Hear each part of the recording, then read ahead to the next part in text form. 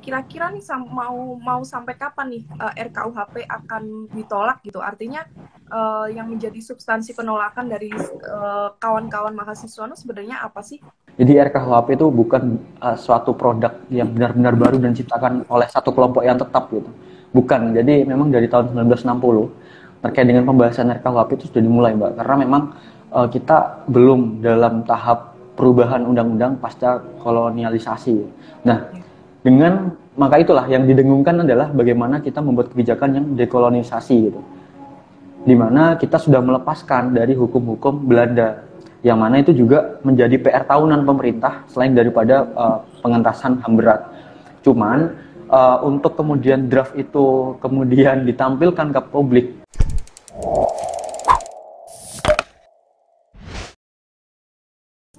Oke, selamat malam semuanya, kawan-kawan semua. Saya Anissa Nuril Dianti akan menemani kawan-kawan dalam program bercerita, berbagi cerita di balik berita, episode ke-102. Bercerita ini merupakan program talk show rutin ya dari beritabaru.co yang disiarkan secara langsung melalui channel live Instagram @beritabaru.co. Oke, berdasarkan hasil paparan data dari Evelo sejak 15 Juni hingga 20 Juni 2022 tentang sentimen dan emosi publik nih terkait dengan draft rancangan Kitab Undang-Undang Hukum Pidana atau yang biasa kita sebut RKUHP mendapatkan banyak respon negatif dari publik. Nah, sentimen negatif ini mengenai pasal-pasal yang mengekang hak-hak publik menyampaikan kritikan kepada negara gitu kan. Nah, narasi demonstrasi tanpa izin yang dipenjara 1 tahun menuai sentimen negatif hingga 75% dan emosi sedih hingga skor 21%. Nah, berarti publik menilai bahwa RKUHP ini berpotensi mengancam demokrasi dan HAM di Indonesia. Banyak sentimen negatif dari masyarakat, terutama terkait demokrasi. Harusnya DPR pun dalam penyusunan ini memiliki keterbukaan publik ya terkait dengan ruang untuk masyarakat mengerti tentang draft tersebut. Nah, saat ini bagaimana lengkapnya kita ditemani oleh Mas Dwi Ardiansyah. Beliau merupakan Presiden BEM Universitas Negeri Surabaya. Halo Mas Dwi, apa kabar Mas Halo Dwi? Mbak Anissa. Alhamdulillah baik. Mbak Anissa gimana? Alhamdulillah baik juga gitu kan.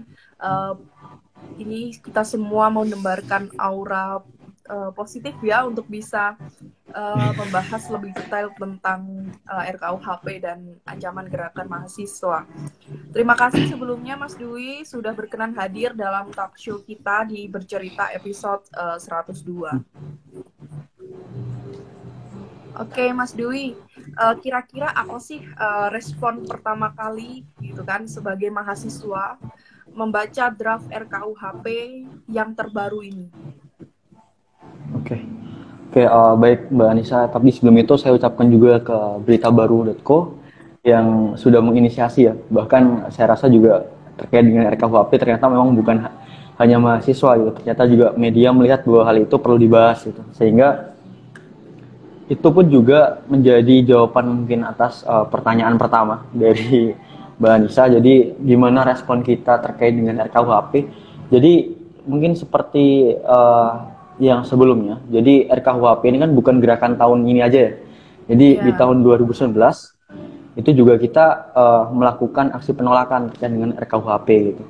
Yang mana bahkan itu menjadi gerakan titik balik yang sering dikatakan seperti reformasi tahun 98 dan sebagainya. Bahkan beberapa perwakilan dari mahasiswa itu juga mengisi dalam pos-pos media di televisi dan sebagainya membahas terkait dengan RKUHP. Maka buah perjuangan di tahun 2019 dari teman-teman yang terutama sampai pusat di Jakarta itu adalah penghentian pembahasan terkait dengan RKUHP. Lalu dalam 2 tahun terakhir Indonesia masih fokus pada kebijakan-kebijakan terkait dengan kesehatan, sosial, pandemi dan sebagainya. Maka entah kenapa dalam isu-isu kesehatan itu sudah selesai, kita selayaknya sudah disuruh untuk kembali mengomentari RKUHP yang draftnya sudah diserahkan kembali oleh pemerintah ke Komisi 3 DPR RI, yang kemudian hal itu juga menuai polemik, bukan hanya dalam segi mahasiswa, tapi juga pakar-pakar hukum juga banyak yang bicara gitu. Mungkin terkait dengan bagaimana nanti poin-poin yang dipermasalahkan mungkin nanti bisa kita bahas lebih lanjut. Cuman dalam munculnya terkait dengan penolakan RKUHP itu memang sudah menjadi bahasan yang lama, Mbak. Makanya teman-teman kenapa sangat wajar ya, kenapa yang dipertanyakan adalah draft, karena memang kita menilai bahwa 2 tahun di mana masa draft tidak dibuka kembali itu kami berhusnuzon ya, pada DPR bahwa hal itu memang sudah diperbarui sesuai dengan bagaimana respon di tahun 2019. Ada beberapa yang kemudian menjadi poin-poin keberatan, apakah kemudian itu sudah dikonversi dalam bentuk produk-produk RKUHP. Tapi sayangnya bahkan hal itu belum bisa dibuka ya. Mungkin baru-baru ini aja sih, sekitar 3 hari, di mana media juga bisa memberitakan draft final gitu, baru menggunakan draft final dalam artian sudah tidak ada lagi perubahan. Nah, justru dalam posisi yang draft final itu, cuman kalau dalam kerangka ini, kalau dalam kerangka publikasi dan media mungkin Mbak Anissa lebih paham ya. Cuman kalau dari gerakan mahasiswa itu sebenarnya, kalau dari gerakan mahasiswa memang awalnya, karena memang terlalu banyak fokus Mbak ya, banyak banget sebenarnya masalah, bahkan sistem pendidikan nasional ya, revisi undang-undang itu juga menjadi pembahasan setelah ini. Cuman kita melihat memang RKUHP yang lagi ganjar-ganjarnya gitu, dan itu dimulai dari teman-teman yang ada di aliansi BEMSI gitu.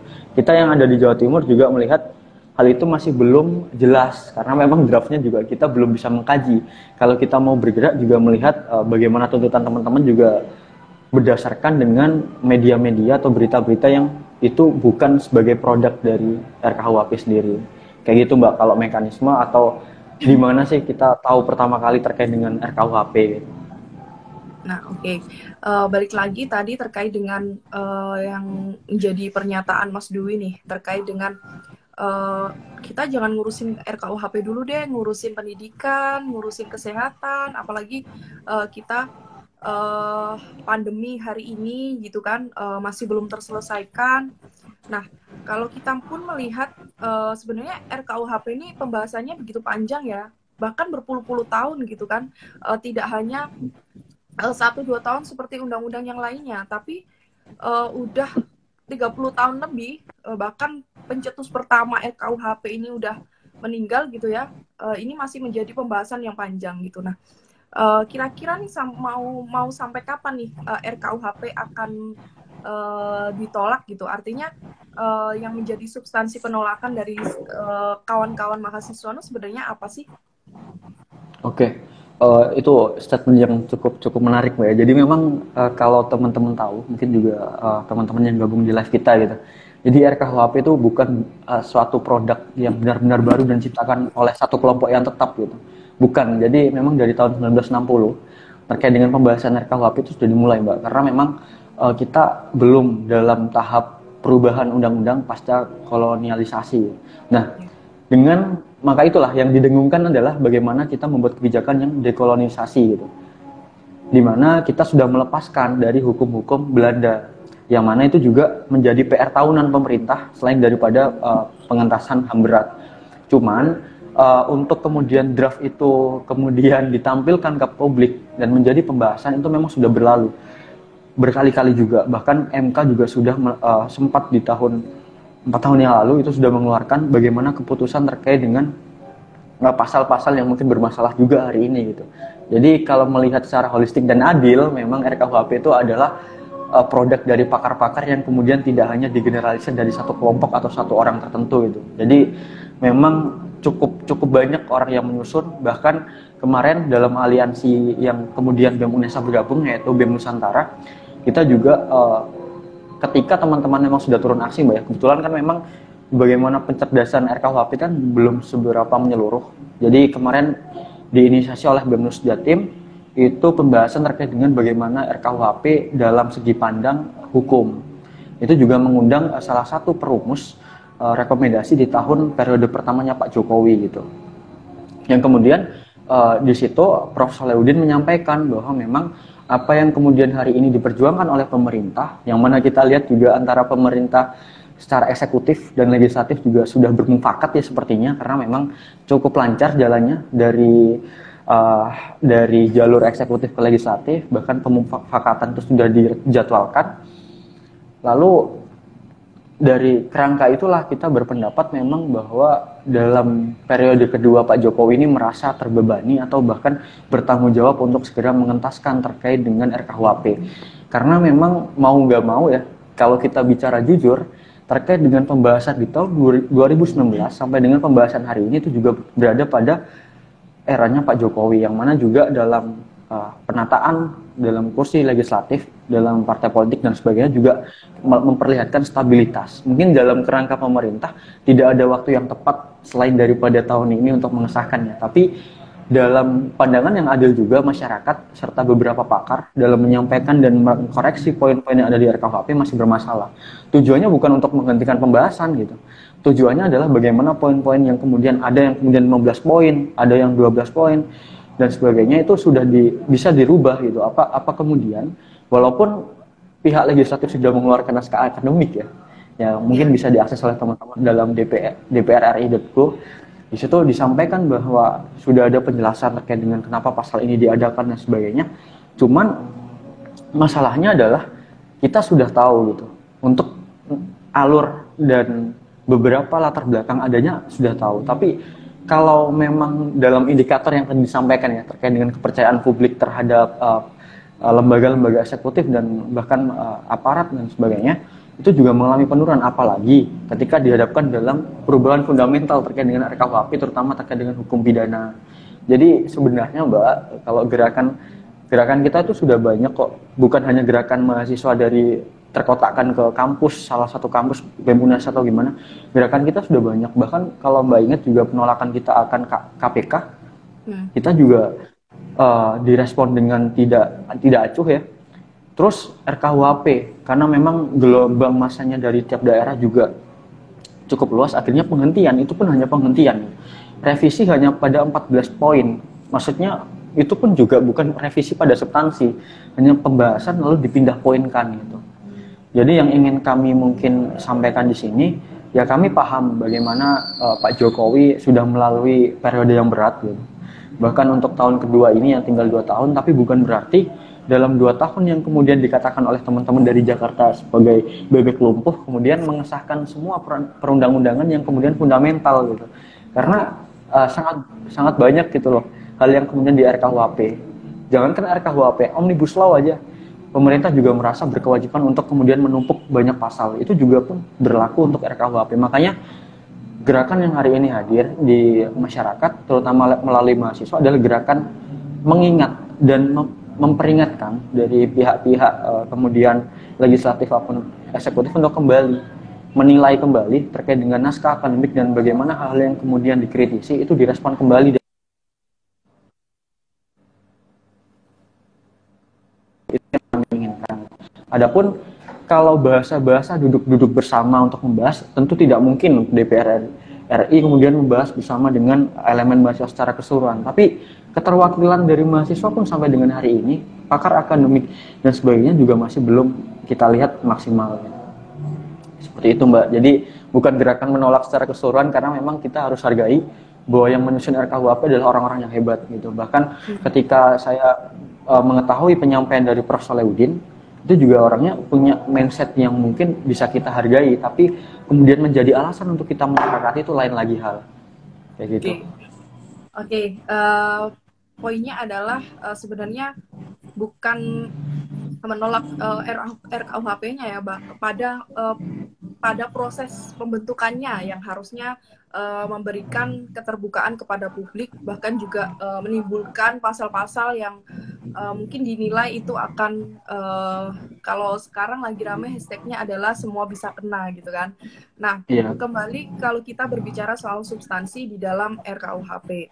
Nah, kalau dari pendapat Mas Dwi nih, kira-kira sebenarnya apa yang menjadi ancaman dari teman-teman mahasiswa di dalam draft KUHP tersebut?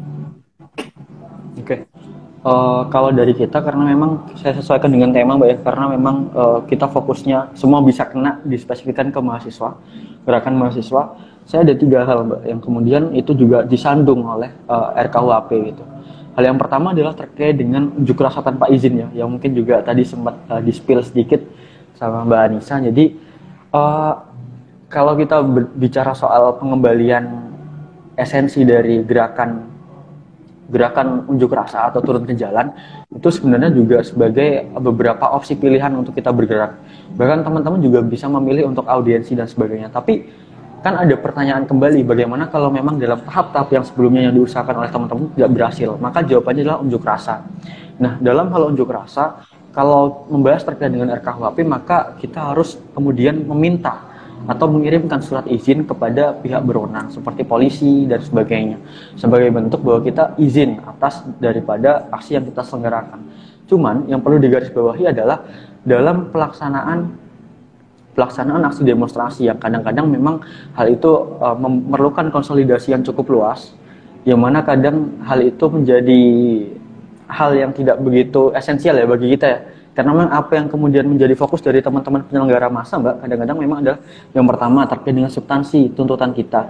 Yang kedua adalah terkait dengan strategi aksi. Bagaimana tuntutan kita kemudian menjadi hal yang diperhatikan oleh pemerintah atau pihak berwenang yang kita demo. Gitu. Dan yang ketiga adalah bagaimana keamanan massa. Gitu.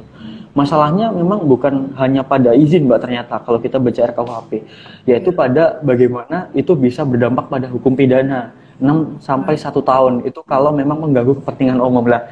Pertanyaan besarnya kan kepentingan umum siapa gitu. Kita sepakat dalam undang-undang sebelumnya, kita sepakat bahwa memang demonstrasi tidak boleh dilakukan pada sektor-sektor ekonomi nasional seperti pelabuhan, bandara dan sebagainya. Tapi ketika RKUHP kemudian mengejawantahkan dalam kepentingan umum adalah kepentingan orang-orang yang kemudian mewakili kepentingan umum, lalu pertanyaan adalah siapa? Apakah kemudian hal itu bisa dijadikan dasar untuk pembubaran massa dan sebagainya? Jadi kalau yang pertama yang pastinya adalah bentuk ekspresi kita dibatasi dalam hal aktualisasi aksinya, Mbak. Karena gerakan jalan adalah gerakan yang paling efektif ya kalau memang kita sudah tidak bisa untuk audiensi, kalau memang tuntutan kita tidak didengar. Dan pemerintah juga harus sadar bahwa gerakan terpusat atau statement pusat dari Jokowi juga belum tentu mempresentasikan dalam keterbukaan lembaga publik yang di bawahnya gitu.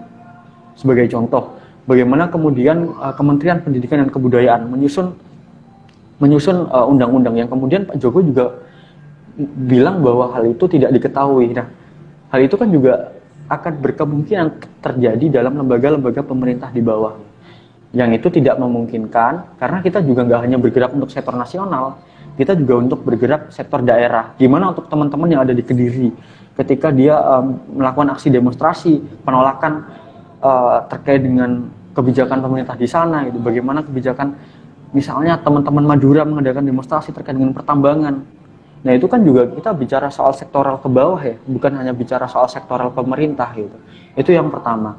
Yang kedua, Mbak, kalau Mbak Anissa lihat mungkin kita lihat RKUHP ini cukup malu-malu ya untuk menampakkan dirinya. Sepertinya kayak pasal demi pasal gitu. Mungkin seminggu yang lalu kita tahu bahwa memang terkait dengan pasal penghinaan itu tertuju pada presiden dan wakil presiden. Tapi dalam draft final, Mbak, itu sangat aneh bagi saya karena memang secara struktural itu juga mengikat kepada lembaga kepolisian, lembaga kejaksaan dan DPR. Nah, maksud saya adalah bagaimana kemudian simbol negara itu terpresentasikan dalam lembaga-lembaga pemerintahan, karena memang itu sudah fundamental. Tapi apakah kemudian kita tidak mengakui bentuk-bentuk unit-unit pemerintah mengakui?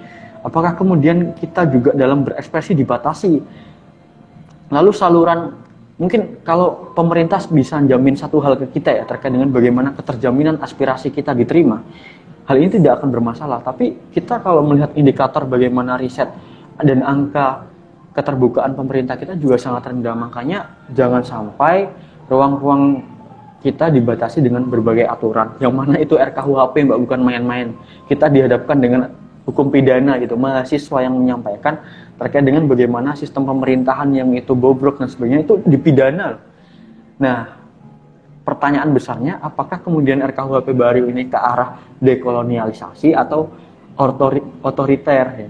Nah, itu kan pertanyaan besarnya. Makanya kalau memang pemerintah hari ini digambarkan dalam bentuk kerajaan, mungkin juga terpusat dalam raja dan wakil raja itu, atau mungkin menterinya gitu. Nah, tapi sekarang pemerintah dalam artian polisi, jaksa dan sebagainya juga dilindungi oleh hukum untuk kemudian tidak dilakukan kritik. Padahal oke lah, contoh saja Kapolri kita menyampaikan bahwa ia terbuka akan kritik gitu. Nah, medianya apa gitu? Medianya apa? Apakah kemudian kita harus mengkoreksi atau apakah ada dewan kode etik bagaimana penyampai aspirasi? Nah, itu kan juga pertanyaan besar. Maksudnya hari ini gerakan mahasiswa kan juga datang dan hadir akan banyak pertanyaan yang harus dijawab dulu sebelum RKUHP itu disahkan. Dan yang ketiga adalah terkait dengan penindakan atau pemeriksaan atau penuntasan kasus-kasus HAM, yang mana itu termasuk dalam atau pengkategorian terhadap HAM berat. Itu juga ada beberapa kelemahan yang kemudian di RKUHP. Cuman kalau untuk gerakan mahasiswa secara langsung, yang mana terbakukan dalam gerakan mahasiswa dalam bentuk unjuk rasa, kritik, satir dan sebagainya. Cuman yang ingin saya sampaikan adalah ternyata memang sudah meluas, Mbak. Kalau saya akui memang RKUHP memang sudah menyesuaikan dengan perkembangan zaman ya. Bahkan dalam salah satu pasal itu bentuk ujaran kebencian atau kritik yang disampaikan pemerintah dalam bentuk pidana itu sudah bisa dikenakan untuk teman-teman yang memang mengkritik melalui media sosial, menyebarluaskan melalui media sosial pribadi ataupun lembaga. Dan itu sudah terfasilitasi dalam bentuk RKUHP. Tapi yang kita takutkan adalah bagaimana kemudian nantinya hal ini mengikat atau bentuk kesucian daripada lembaga-lembaga atau unit pemerintah yang kemudian kita tidak boleh untuk mengkritik gitu. Seperti itu, Mbak. Jadi sistem kontrolnya di mana kalau lembaga pemerintah kemudian bergerak sendiri? Apakah kemudian masyarakat sipil dihilangkan hak-haknya untuk kemudian menjadi watchdog atau pengawas lah daripada kinerja nasional? Kalaupun memang pemerintah tidak ingin dilakukan penilaian terhadap kinerjanya, tidak perlu kemudian menyelenggarakan aturan-aturan yang kita kemudian tidak bisa menyampaikan kritik, aspirasi, saran, dan sebagainya. Dalam perkembangan zaman juga pemerintah harus sedikit terbuka dalam hal banyaknya aspirasi yang kemudian harus terakomodir. Seperti itu, Mbak. Oke. Berarti ini pemerintah ini seakan-akan anti kritik ya dengan munculnya pasal tersebut kan. Kita langsung dihadapkan oleh hukum pidana langsung gitu kan ketika kita mengkritik pemerintah, memberikan masukan kepada pemerintah. Padahal kalau kita melihat hari ini gerakan mahasiswa itu sebagai kontrol juga terhadap kinerja pemerintah kan. Nah, melihat hal tersebut, Mas Dwi, kira-kira dengan munculnya pasal ini sebenarnya menjadi aksi pembungkaman terhadap mahasiswa nggak sih? Terhadap gerakan mahasiswa? Karena kita melihat, kalau kita melihat dulu di tahun 98, mahasiswa itu bisa menggulingkan pemerintahan gitu kan. Artinya bisa menggulingkan sebuah pemerintahan yang cukup lama ya di era Soeharto. Hari ini ketika gerakan-gerakan mahasiswa yang masif, bahkan ketika 2019 dulu kan terkait dengan ada RKUHP, ada Undang-Undang KPK, dilanjut lagi ada Omnibus Law gitu kan, gerakan-gerakan mahasiswa yang masif gitu per tahun itu mungkin membuat ancaman gitu bagi pemerintah gitu. Nah, itu respon dari Mas Dwi gimana nih? Ya, justru yang saya takutkan adalah pemerintah nggak tahu, Mbak, kalau hal ini juga bakal mengarah kepada hal yang sudah terjadi di tahun 98 gitu. Kalau Pak Soeharto, Mbak, dia menyampaikan atau dia tidak membuat peraturan, tapi dalam bentuk praktisnya dia melakukan. Ini lain lagi, dalam perencanaan kita sudah matang, kita sudah membuat RKUHP, nanti praktiknya terserah daripada pemerintah yang menjabat gitu. Itu kan malah difasilitasi dan melakukan adanya legalisasi gitu. Dan langsung loh RKUHP yang mendasari hal itu. Jadi itu sangat memfasilitasi adanya bentuk-bentuk otoriter yang akan dilakukan oleh pemerintah. Dalam artian yang saya sampaikan di sini adalah pemerintah takut gitu, bukan anti lagi ya, takut itu malah sebelum adanya kritik gitu. Kalau anti kan sudah terjadi, dia mengukur bagaimana ukuran kritik itu, apakah kemudian hinaan, cacian dan sebagainya. Tapi ini sudah diarahkan kepada takut gitu. Bahkan sebelum hal itu dilontarkan, itu sudah diantisipasi dengan adanya RKUHP gitu. Jadi justru hal ini akan kemudian menimbulkan gejolak-gejolak kecil yang baru gitu. Yang mana di daerah-daerah bahkan penegakan terkait dengan kasus terkait dengan penghinaan itu juga cukup marak Mbak ya, apalagi untuk politisi. Oke lah, waktu kemarin kami berdiskusi ya dari BEM Nusantara dengan Prof. Salahuddin, disampaikan memang pasca keluar surat dari MK terkait dengan rekomendasi untuk penghilangan pasal penghinaan presiden sudah dilakukan, memang diubah gitu dari dari aduan umum ke bilik aduan, dalam artian kemudian misal dalam artian presiden itu tidak bisa kemudian tim ses atau menterinya melaporkan atas penghinaan presiden, harus kemudian presiden sendiri yang melaporkan kepada pihak yang berwenang. Nah itu juga ada vested interest gitu. Dalam artian kita bicarakan bahwa memang pihak penegak adalah dari pihak kepolisian. Dalam struktur bernegara, pihak kepolisian adalah pihak untuk menjaga keamanan negara, yang mana kepala negaranya adalah presiden. Nah, ini juga akan ada ketimpangan. Bagaimana kemudian kalau yang melaporkan adalah presiden sendiri, apakah kemudian laporan itu bisa ditolak? Gitu. Apakah kemudian selevel presiden dia merasa terhina dengan penyampaian dari teman-teman mahasiswa misalnya atau pihak masyarakat, kemudian melaporkan itu ke kepolisian, apakah kemudian kepolisian dapat bersikap objektif dan menolak laporan dari masyarakat gitu. Kan itu sudah cukup problematik ya, karena memang tugas kepolisian adalah melayani masyarakat. Masalahnya adalah laporan yang masuk dari presiden, apakah presiden sebagai masyarakat atau sebagai kepala negara? Seperti itu Mbak Anissa kalau dari saya terkait dengan bagaimana hal ini juga akan menjadi blunder pemerintah kalau tetap dibiarkan, dan pemerintah seolah tidak tahu bahwa hal ini memang menuai polemik ya. Oke, lalu bagaimana sikap dari teman-teman di BEM UNESA menanggapi terkait dengan pasal-pasal tersebut? Oke, kalau dari kita sendiri Mbak, memang masih gerakan aliansi ya. Jadi kebetulan pengkajian yang kita lakukan agar bisa kemudian mendapatkan hasil yang beragam, kita sudah berdiskusi dengan teman-teman yang ada di satu aliansi. Dalam artian, memang gerakan ini tidak terpuncak dalam tanggal 12 kemarin, atau tanggal 11 kemarin, atau tanggal-tanggal sebelumnya. Tapi ini akan terus meningkat, Mbak. Pasca dan dengan diteruskannya pembahasan ini ke komisi. Makanya mahasiswa dan BEM UNESA sendiri inginnya melakukan gerakan kecerdasan dulu gitu.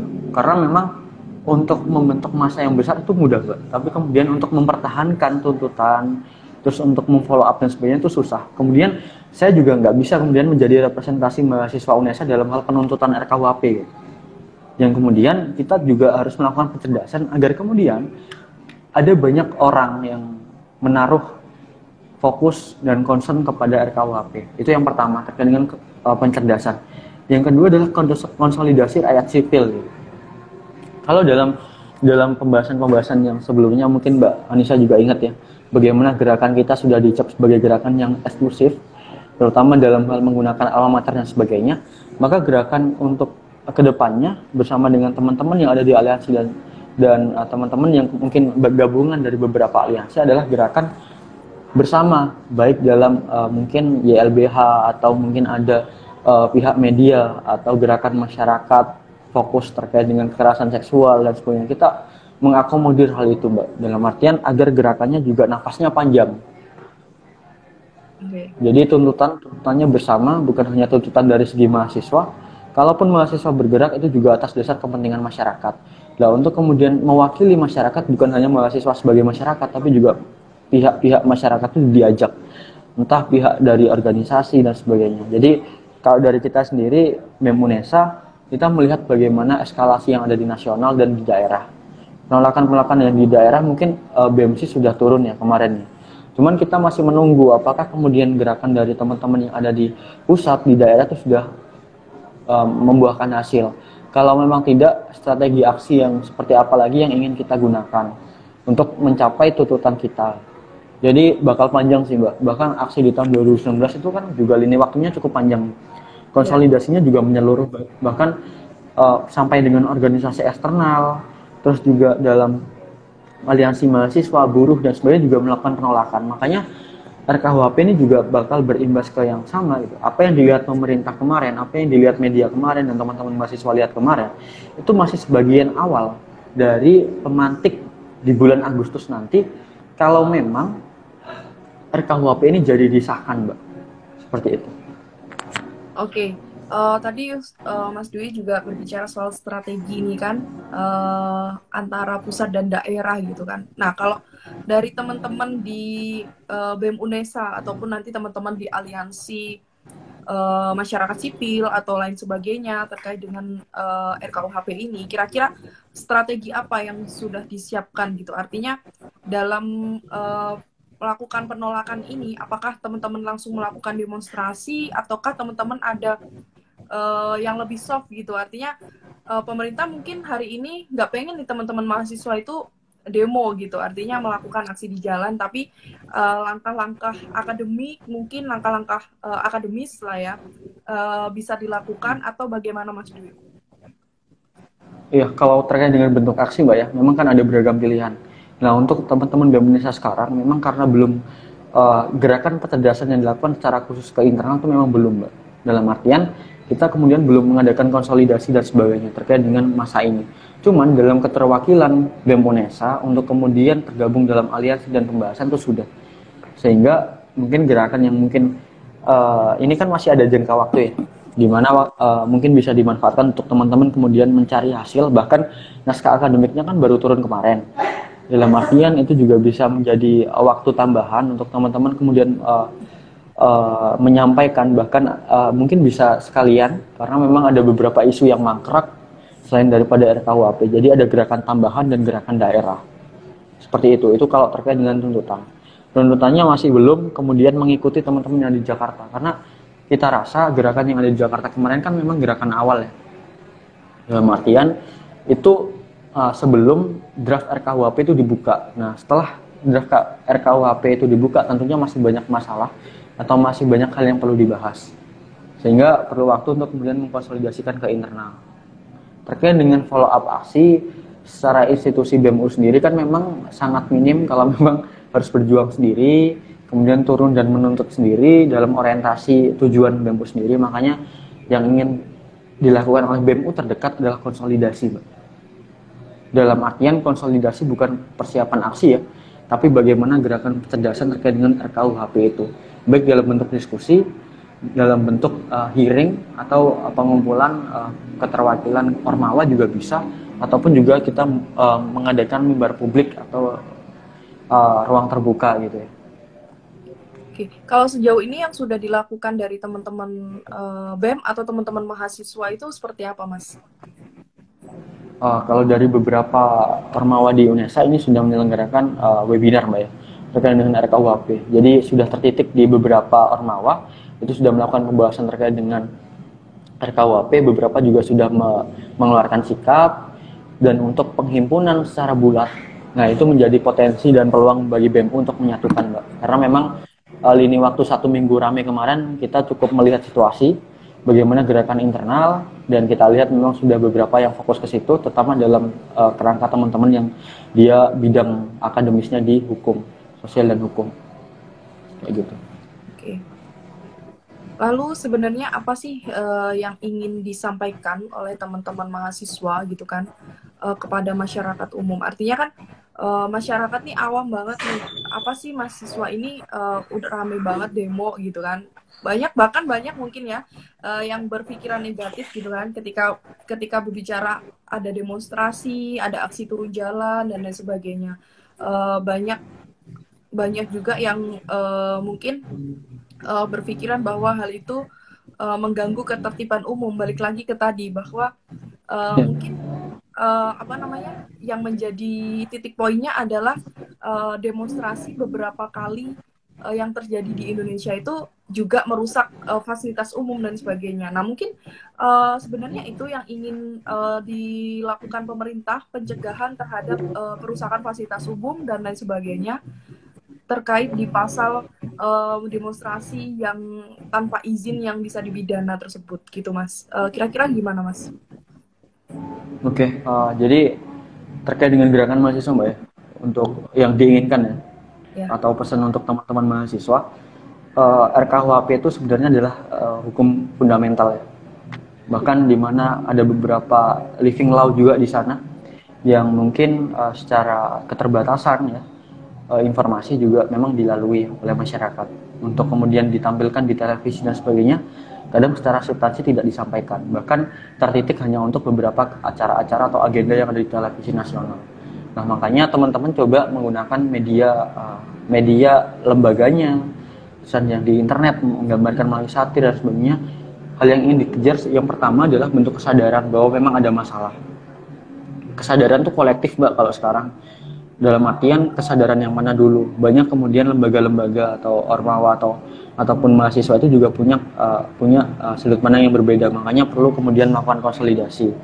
Nah, kalau sebenarnya yang ingin kita tuju terkait dengan RKUHP itu bukan liberalisme ala Amerika juga, bukan juga tradisionalisme dalam menjaga martabat raja juga. Kita juga nggak pingin kemudian negara ini menjadi anarki, juga nggak pingin gitu. Tapi bagaimana kultur living law, terus juga mungkin juga beberapa pasal yang kemudian tidak berhubungan dengan gerakan mahasiswa ataupun yang berhubungan itu kemudian pemerintah juga awas dan melihat bagaimana pertimbangannya selama beberapa tahun terakhir. Karena memang mau tidak mau yang diinginkan adalah bentuk demokrasi utuh, Mbak. Demokrasi utuh dalam artian pemerintah secara ideal menjalankan trias politika secara yudikatif, legislatif, dan eksekutif. Masa dari tahun ke tahun yang berkomentar hanyalah yudikatif, yang menunjukkan keterpihakan kepada masyarakat adalah yudikatif, itu pun juga menunggu masyarakat mengajukan gugatan. Pihak legislatifnya seolah-olah sudah ada pembahasan di belakang terkait dengan orientasi masyarakat dan orientasi pemerintahan. Tapi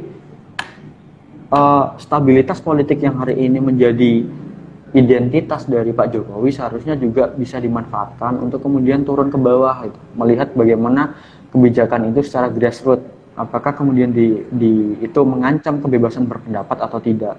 Kalau dari saya sendiri, Mbak, kalau memang tetap dilanjutkan dan dipaksakan dilanjutkan, hukum ini akan berjalan karena memang pemerintahan sah ada di dalam keputusan presiden dan mungkin legislasinya DPR. Cuman dalam menjalankan dan keadilan itu juga yang merasakan masyarakat. Buah payung hukum yang diciptakan pemerintah hari ini yang alih-alih untuk melindungi dan memberikan hukum yang jelas, justru bagaimana kalau diarahkan ke hukum karet, gitu. Siapapun bisa kena, menjadi slogan yang paling mungkin ya, dan yang paling bisa menggambarkan bagaimana RKUHP ini. Makanya kita tidak menuntut kemudian pembatalan, kita menuntut untuk pembahasan kembali atau ditunda untuk kemudian pasal itu berubah. Masa beberapa anggota DPR yang kemudian di komisi berkewajiban menyampaikan pertama tidak ada perubahan, lalu 2 hari kemudian menyampaikan bahwa ada 14 poin perubahan, lalu menyampaikan kembali bahwa putusan MK yang terkait dengan penghinaan itu sudah dikonversi dalam bentuk bilik aduan. Maksudnya dalam bentuk kehumasan ya, mungkin juga DPR juga perlu awas dalam hal itu, karena memang saya sempat lah ngobrol sama dan mungkin juga berdiskusi dengan Prof. Yanuar, pakar hukum dalam tata kelola negara, juga beliau pernah menjadi KSP-nya di zamannya Pak Jokowi di periode pertama dan Pak SBY. Beliau menyampaikan bahwa memang permasalahan pemerintah sampai dengan saat ini tuh ada di delivery kebijakan, Mbak. Bagaimana kebijakan itu sampai ke masyarakat itu kadang masih bermasalah. Dan masalah yang kemudian sudah lama itu jangan kemudian hanya diiyakan, tapi juga dievaluasi. Bukan hanya kemudian masyarakat tahu, oh ada kebijakan baru yang problematis, tapi juga pemerintah tahu, oh saya dimintai pendapat nih, gimana kalaupun memang negara tidak bisa memfasilitasi dalam bentuk keterwakilan, ya silakan ketika kritik itu sudah disampaikan, diterima. Apakah kemudian itu sesuai dengan masyarakat, kemudian diajukan gitu. Karena memang pemerintah sangat wajar, Mbak ya, kalau melihat bahwa pemerintah, kalau melihat respon dari masyarakat itu kan terpecah-pecah. Dalam artian dia tidak melihat hal itu sebagai bentuk yang konstitusional, tidak melihat apakah dalam kerangka atau kacamata hukum, lebih dalam kerangka awam, kerangka yang terikat dengan hukum itu gitu. Tapi kan pemerintah juga punya pakar di situ, punya kemudian lembaga-lembaga yang kemudian bisa merekomendasikan bagaimana bentuk formal hukum yang paling tepat gitu. Tapi bukan berarti masukan dari masyarakat itu nggak diterima. Makanya respon itu, oh ya saya waktu berdiskusi sama dengan Prof. Solehudin itu dalam pembentukan hukum pidana itu ada 2 jenis loh Mbak, limiting prinsipnya. Yang pertama adalah di mana hukum pidana itu tidak kemudian boleh untuk media atau fasilitas untuk mencapai tujuan pemerintah dalam efektif. Jadi untuk kemudian hal itu didasarkan oleh efektivitas nggak boleh hukum itu dilaksanakan gitu. Nah kita lihat bahwa memang yang coba dilanggengkan dalam RKUHP ini adalah bentuk dari lancarnya atau mulusnya kebijakan-kebijakan dari pemerintah tanpa adanya kritik, pembahasan dan sebagainya melalui implementasi dalam pasal-pasal yang bermasalah seperti pasal 256 terkait dengan unjuk rasa, pasal 281 huruf B terkait dengan kritik pemerintah yang itu merujuk pada hukuman pidana 3,5 tahun yang mana unjuk rasa tanpa izin 6 sampai 1 tahun gitu. Jadi kan itu coba digambarkan pemerintah melalui biar kalau secara bahasa kasarnya adalah seperti jalan tol gitu. Agar pemerintah itu dalam segi pengambilan keputusan, kebijakan, pembangunan, IKN dan sebagainya itu mulus tanpa adanya kritik melalui hukum pidana ini. Yang kedua adalah hukum pidana tidak memuat larangan yang tidak didukung oleh publik. Nah, sepertinya pemerintah beberapa tahun terakhir kan juga cukup bias menggambarkan publik ya. Contoh di tahun 2019 terkait dengan RKUHP juga pemerintah melalui jubirnya menyampaikan bahwa memang itu sudah keterwakilan kampus-kampus melakukan safari ke kampus, tapi bentuknya tidak ada ya. Makanya kan itu juga menjadi keterwakilan dan perlu diingatkan kembali adalah hukum tertinggi yang ada di konstitusi negara adalah hukum rakyat, dalam artian ketika keinginan rakyat itu tidak terfasilitasi dalam bentuk RKUHP, kita tahu sendiri hasilnya adalah seperti yang ada di tahun 98. Penolakan teman-teman, bahkan itu keren banget ya, dalam artian bentuk konstitusi bisa digulingkan oleh rakyatnya. Nah, jangan sampai pemerintah kemudian melakukan bentuk tindakan anti kritik yang terimplementasi dalam realisasi RKUHP. Tolonglah sadar dulu. Kita tidak untuk kemudian menghentikan, tidak, tapi untuk kemudian memberikan waktu untuk bermuhasabah lah pemerintah itu. Dari daerah-daerah sudah banyak memberikan kritikan, dari banyak aliansi sudah menyampaikan, dari banyak kelompok-kelompok akademik juga sudah menyampaikan. Lalu yang kurang adalah satu, yaitu bagaimana respon pemerintah. Kalaupun memang respon itu ditolak, ya silakan disampaikan naskah akademiknya gimana. Silakan dibuat contoh kasus, simulasi, bagaimana permasalahan-permasalahan itu terjadi. Seperti itu sih Mbak, maunya mahasiswa dan masyarakat gitu. Oke. Pada prinsipnya sih juga hukum pidana itu juga merupakan ultimum remedium ya, artinya obat terakhir dalam menyelesaikan sebuah permasalahan. Bahkan pemerintah hari ini tuh sedang menggencarkan ya, Kejaksaan Agung sedang menggencarkan terkait dengan restoratif justice, artinya penyelesaian masalah itu tidak harus pidana gitu kan. Nah ini pemerintah kok malah membuat aturan yang semuanya dikit-dikit dipidana nih. Nah, coba dilihat di lembaga pemasyarakatan, udah overload gak sih gitu. Makanya kenapa ada konsep dari Kejaksaan Agung terkait dengan restoratif justice ya, penyelesaian masalah itu tidak melalui jalur pidana. Nah, balik lagi ke masalah ancaman pada gerakan mahasiswa dan dipidana, sebenarnya dari teman-teman mahasiswa sendiri, apa sih sebenarnya yang pas dan cocok gitu ketika kita berbicara terkait dengan kebijakan atau regulasi di masalah terkait dengan di pasal tersebut gitu. Artinya apa sih yang pas gitu, atau redaksi yang pas yang itu juga di mahasiswa tidak menimbulkan multitafsir gitu, artinya tidak menjadi pasal karet yang itu bisa menjerat siapapun gitu. Oke. Menarik Mbak ya kalau bicara soal restoratif justice ya. Jadi kalau Mbak Anissa amati kan memang dalam berbagai penolakan yang dilakukan oleh teman-teman itu selalu ada gerakan alternatifnya dari pemerintah untuk meredam bagaimana pergolakan itu. Dengan hal yang tidak pasti sebenarnya. RKUHP kan pasti. Ketika ia diputuskan, itu kemudian menjadi dasar fundamental untuk penindakan. Nah, masalahnya restoratif justice kenapa masih dalam pembahasan dan terkesan baru gitu dalam bahasa dan telinga kita ya. Kenapa baru ketika ada penolakan mahasiswa restoratif justice itu dijadikan sebagai obat membuat alternatif. Padahal kalau tadi mungkin Mbak Nisa menyampaikan bahwa seolah-olah RKUHP itu sebagai obat terakhir. Jangan-jangan obat terakhir itu justru menjadi obat yang awal karena memang sakitnya udah keras pemerintah itu kan. Terkait dengan penegakan dan sebagainya kan masih menjadi pertanyaan. Makanya masa menunggu kita dipidana dulu baru kena restoratif justice? Apakah kemudian Nah ini kalau dalam kerangka hukum kan bagaimana keterikatan restoratif justice itu pada RKUHP kan? Iya. Jangan kemudian itu terwakilkan dalam bentuk kejaksaan aja. Kalau dalam bentuk penegak keadilan seperti mungkin pihak berwenang ya seperti kepolisian dan sebagainya, apakah restoratif justice juga akan diterapkan? Pertanyaannya, padahal pihak yang pertama kali menghadang mahasiswa dalam gerakan itu polisi, bukan kejaksaan. Kejaksaan mungkin gerakan mahasiswa yang intelektual ya.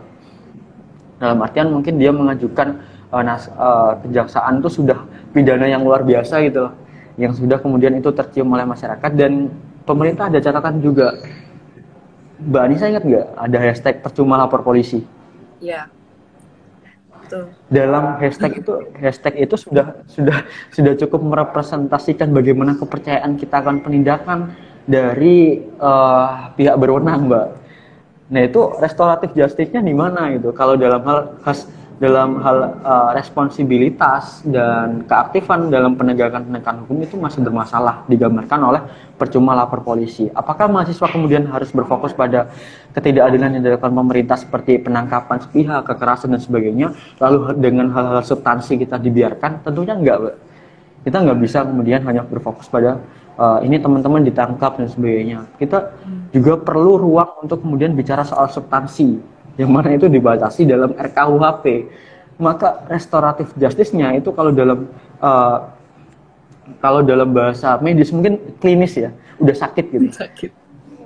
Untuk gerakan assessment dan sebagainya itu nggak ada. Untuk gerakan kemudian kita bicara terkait dengan kebijakan itu nggak ada. Itu cuman ketika kita udah offside daripada RKUHP baru ada restoratif justice. Oh ini nggak bersalah.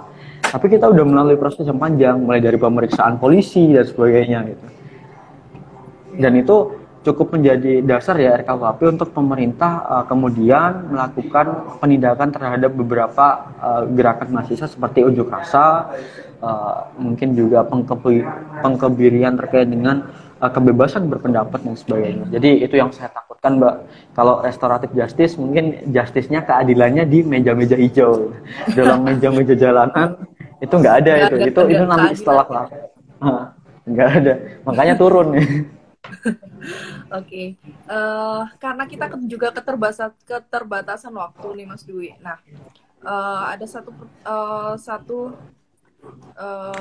apa yang ingin disampaikan dari kawan-kawan dari kawan-kawan BEM nih terkait dengan RKUHP ini selayaknya seperti apa, dan juga pesan yang ingin disampaikan dari Mas Dwi ini untuk masyarakat semua, untuk teman-teman bercerita yang menyaksikan live hari ini gitu, agar tercerahkan semua bahwa ini ada yang nggak benar nih terkait RKUHP ini, untuk juga bagaimana membangun eskalasi gerakan hari ini tuh kepada masyarakat juga, semua lini juga bisa bersuara terkait dengan RKUHP ini, Mas Dwi.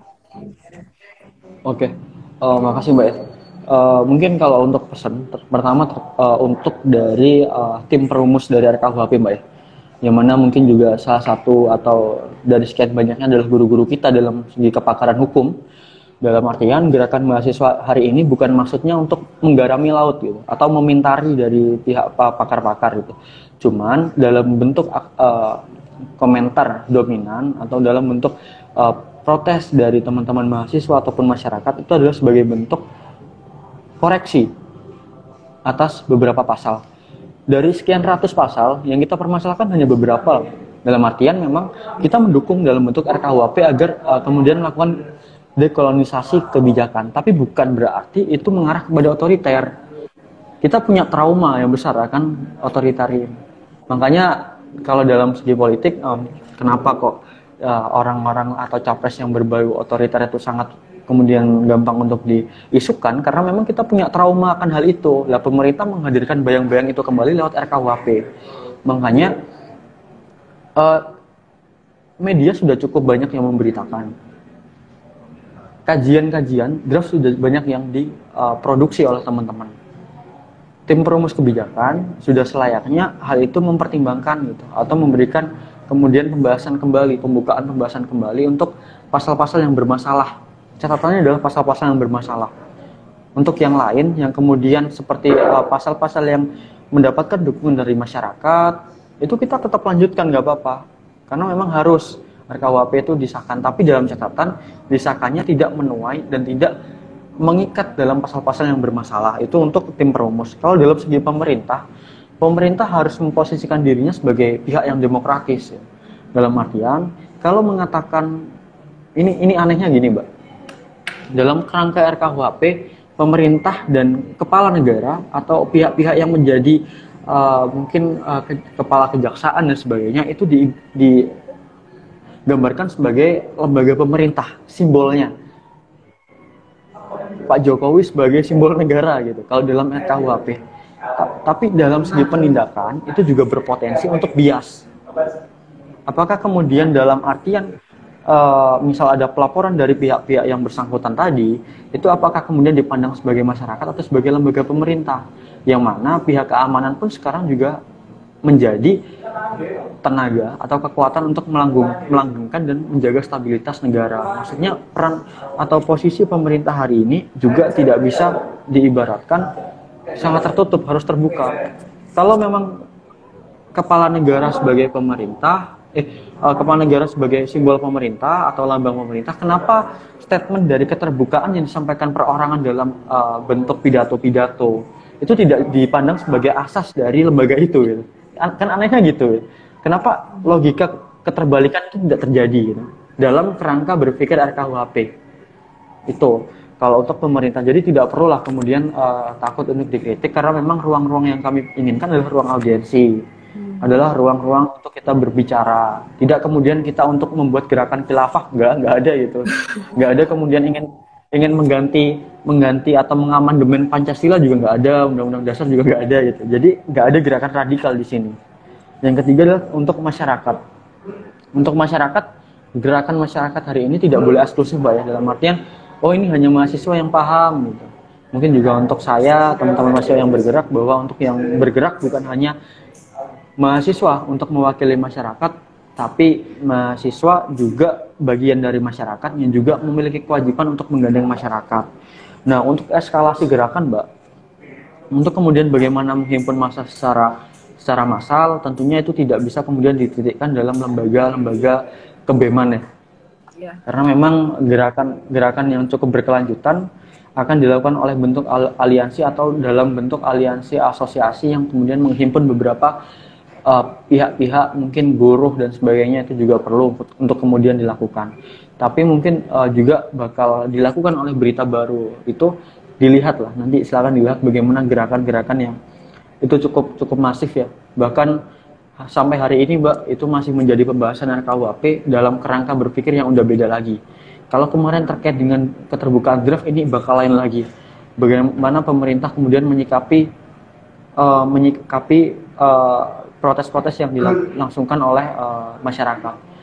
Lebih baik hari ini pemerintah memposisikan diri sebagai pahlawan dengan mengiyakan protes-protes yang dilakukan oleh masyarakat dan diimplementasikan dari ke draft RKUHP ini, daripada pemerintah masih berkeinginan keras untuk kemudian melanggengkan atau meresmikan atau melegalkan RKUHP itu dengan catatan masih banyak protes yang dilakukan gitu. Jadi pemerintah udah banyak red note lah, udah banyak catatan merah loh di masyarakat. RKUHP itu hal fundamental, jadi harus cukup hati-hati gitu.